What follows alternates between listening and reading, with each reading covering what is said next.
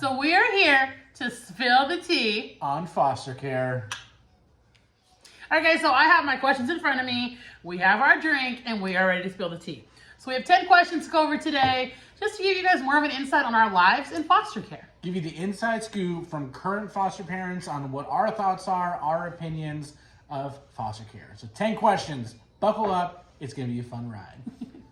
Okay, so question number 1, we're just going to introduce ourselves. My name is Cindy. And I'm Chris. And we are current foster parents. For the last 2 years, we've had 5 kids come through our home. Currently, we have a couple kids in our home now.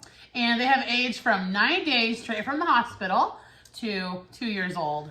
They've turned 3 with us. There you go. And that is the ages that we are currently having. Our kids are 4 and under because we want our son to be the oldest child. And so right now we are doing 4 and under. So yes, we have one biological son. His name is Bear. He is 4 years old. Yes. All right, question number 2 is why did we foster? So I want to first say that we are foster to adopt parents. We hope to adopt one day if our journey leads that direction. So to start, I've wanted to adopt my whole life. I've always told my parents I'm going to adopt a kid. And then when I became a teacher, a pre-K teacher, there were lots of foster kids coming through the center, and it tore my heart apart. And so when I met Chris, I had spoken to him, relayed to him, hey, I would love to foster and I would love to adopt. And Chris was down for it. My whole life as well. I've known people that have been foster parents before that have adopted through the system. And it's always weighed on my heart as well. So when she brought it up and we talked about it, it was a match. That's what it was. We both wanted to do it. Yeah. And so our journey is we would love to be parents, and we have one bio son as it is. I struggle with infertility. And so on our journey to becoming adoptive parents, we thought we could foster along the way. That way we're also helping children out because we want to continue to foster. So hopefully we will foster into adoption. But if it doesn't happen, it doesn't happen. We will stay foster parents for as long as we need to. That's right. All right, question number 3, favorite part of being a foster parent. I would have to say hands down the impact that we make on the children. They come into a home that is steady with routines, and they just find their own, and you get to see them develop along the way. And like we said previously, we take younger kids, so 3 and under, so you get to see them take their first steps, say their first words, eat their first foods, and it's just amazing to be there for a lot of the first and experience it with the kids. So yeah, that's kind of my favorite as well. My favorite is definitely the first, since we've had a lot of babies. I've got to be there for their babble, their giggles, their crawling, things like that. I enjoy that a lot, their first holidays.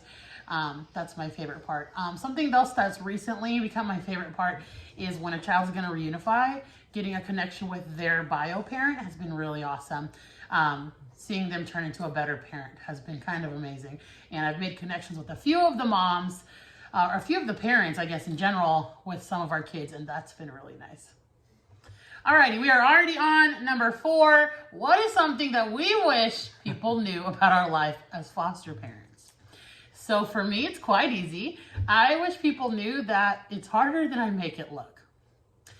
Becoming a foster parent is amazing, and it's such a joy, and you get excited, but it's also very hard. You have to keep up with a lot of paperwork and classes and hours and appointments, and it gets very tedious. You're also wrapping your finger around a lot of emotions the kids are having, keeping things bottled up like court dates and things like that. You're dealing with all types of things by also running a household with your own family, integrating them into your family. It's just a lot of work. And when I'm on the internet, it's easy to see how happy we are and things like that, but it is a lot of work. And I hope people know that, because I am a mother. Motherhood is hard, but I want people to know that it is a hard journey. And if you're looking to be a foster parent, be prepared to put in the work. Yeah, I would agree. I mean, we're very organized. Cindy's very organized, and it does seem really easy, but there's a lot that goes into it behind the scenes, and there's a lot of stuff to prepare your house for, things that you would never imagine you would have to do. You would have to do, and your house is always open. I think that's something that people don't realize too, that caseworkers and CPS, anybody can come through, your agency can come through at any time and just open whatever they want and make sure you have everything in line. So your house is always open, not just to the kids coming in to stay with you, but to everybody else behind the scenes too. So there's a lot. Absolutely. And be prepared. So. Yep. All right, question number 5. What is it like when you get a kid placed in your home? So we have a pretty good system when a new kid comes in. We get the call, hey, we're on the way, and we immediately start preparing. We know at the time what the age and stuff of the kid's going to be, boy or girl, so we can get clothes ready, get their room ready to go. But when the kid gets here, I take the child into the playroom and we just play. We just soft play, get familiar with each other, get familiar with the playroom and stuff, and just, Stare at each other. yeah, pretty much. It's a new environment for the kid. It's a new kid for us. It's all new. So it's just, introducing and just playing with different things. The city's at the table with the caseworker, filling out paperwork and get everything formalized, get it all done. So. Yeah, so when you get a kid, the caseworker comes in with everything they have. It's usually not a lot. And if it's a baby, usually I take the baby right away and then I hand off to Chris because I focus on all of the paperwork because I'm so organized that I have my binder ready. I talk to them about the situation, things like that. And if it's a baby, he just holds them, sees if they're hungry, gets the diaper changed. You literally turn into parent mode. Like that baby comes into your home and you're like, this baby's a part of my family now. You just become their parent. Yep.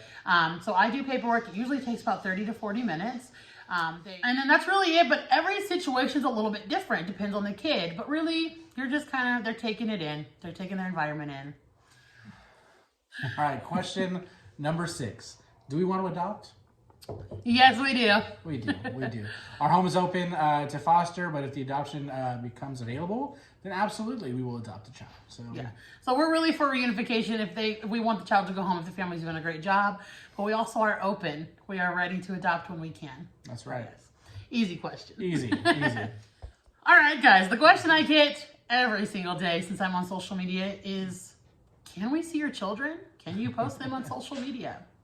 No, we cannot. For our state, our agency, we are not allowed to post them on social media. We can share them on social media with their faces covered, their identities not out there. So no names, things like that. But it is a statewide thing here. Now, I have heard that some states do allow you to share on your Facebook, something like that. But for us, we're not allowed to share. So I can tell you guys behind the scenes, my kids are always with me. I always get the question, where are your kids? I just can't share them with you guys as much as I would. They're beautiful boys.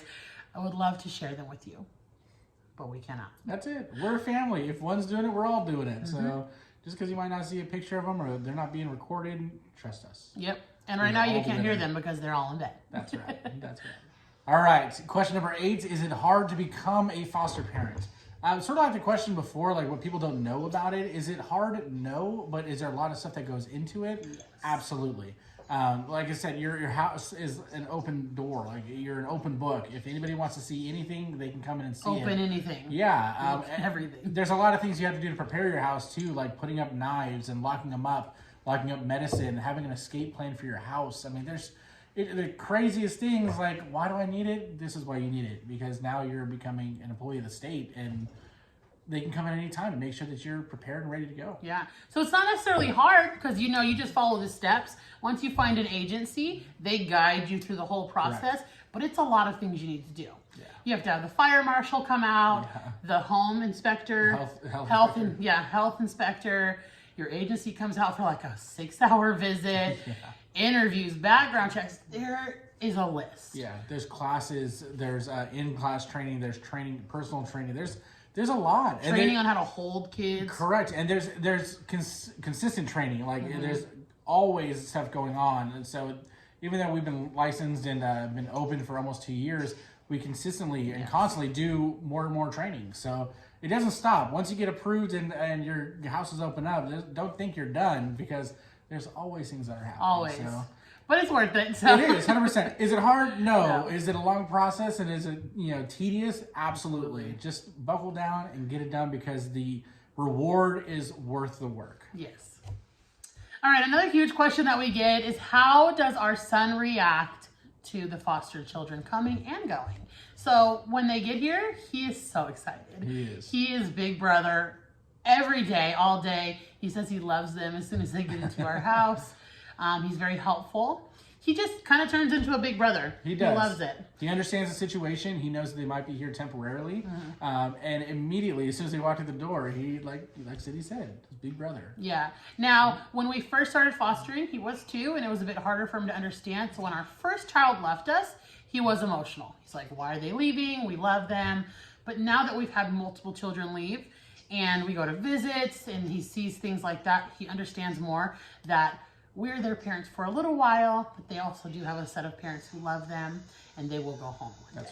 That's right. So he took it hard in the beginning, but now he's understanding more and more, which was our goal. 'Cause he's gonna be a great kid. Yes. All right, and the final question, we left this one for the end because it is the hardest question. Is it hard when a child leaves you? Yes, absolutely. Every kid that comes through this door will take a piece of you with them. And it doesn't matter if they've been with you for a day or a month or 12 months. I mean, the connection and the emotional connection that you have with this child will go with them. And it just takes a piece of you. But as soon as the next one comes through the door, then it's all back and game on. So So another big thing is like people say, I couldn't get attached. But you need to get attached. That's right. The kids are here and they've come from an environment that's maybe been unsafe or a situation that's been unsafe. And so they need to know your core values and you have a good family and stability and that you love them. Not like a half love. Like you don't, you can't think like, oh, they're going to leave so I can't love them. No, you have to love them because they will leave. 100%. You have to get attached and show them what it's like to have a good mom and a good dad. That's right. But I can tell you firsthand it is hard for them to leave. It is. Very hard. Heartbreaking, but again, like he said, you cry and then you get another phone call. And as sad as that is, another baby, another toddler, another kid, another teenager is going to need you. So it does get hard. All right, guys, that was 10 questions that we get on foster care all the time. We're going to be doing another Q&A. If you guys have questions, we would love to answer them on parenting or foster care or motherhood. Drop them below or head to my Instagram and let me know. Also, if you have any personal questions or need guidance along the way of your foster care journey, go ahead and message us. We would love to answer them. Absolutely. We just scratched the surface with 10 questions. There's a whole lot more out there. Trust us, when we went through the process, we had questions ourselves. So if you're curious about it, ask. If you are going through it, ask. If you're a current foster parent, ask. We're Let's here be for friends. you. That's right. We are currently going through it, and we would love to help you out.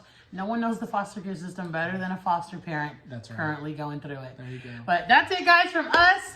Thanks for being on here watching. Make sure to go over to the Instagram page if you have questions. Like, subscribe. There's always more coming. Yes. All right, guys. Bye. See you later.